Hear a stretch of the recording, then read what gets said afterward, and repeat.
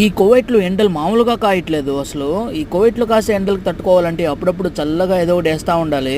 అందుకే నింగడు ఏదో ఒకటి వేద్దామని చెప్పి పక్కనే ఉన్న మెక్డోనల్డ్స్లోకి అయితే దూరిపోయాను. లోపలికి వెళ్ళి చల్లగా ఏదైనా జ్యూస్ తీసుకుందాం అనుకున్నాను, కానీ పక్కన ఐస్ క్రీమ్ కనిపించేదానికి సరే అని చెప్పి 2 వెన్నెలా ఐస్ క్రీమ్ అయితే ఆర్డర్ ఇచ్చాను. ఆ 2 వెన్నెలా ఐస్ క్రీమ్ కలిసి 300 ఫిల్స్ అయితే తీసుకున్నాడు. నా చేతికి ఒక స్లిప్ ఇచ్చి 2 నిమిషాలు అయితే వెయిట్ చేయమని చెప్పాడు. 2 నిమిషాలు వెయిట్ చేసిన తర్వాత అయితే నా చేతికి 2 ఐస్ క్రీమ్లు అయితే ఇచ్చేస్తాడు. నేనుండేది ఒక్కడనే, కానీ 2 ఐస్ క్రీమ్లు ఆగిత్యంగా తీసుకున్నాను. ఐస్ క్రీమ్ తీసుకుంటే సరిపోయిండు.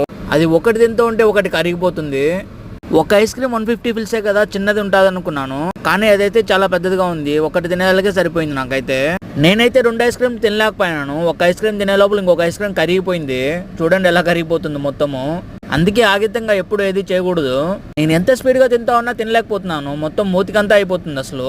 సరే కదా, ఇంకెవరికైనా ఇద్దాం అనుకుంటే పక్కన ఎవరు కూడా లేరు. ఇంకా చేసేదేం లేక ఒకటి తిని ఒకడైతే పడేశాను నేనైతే. సో వీడియో నచ్చి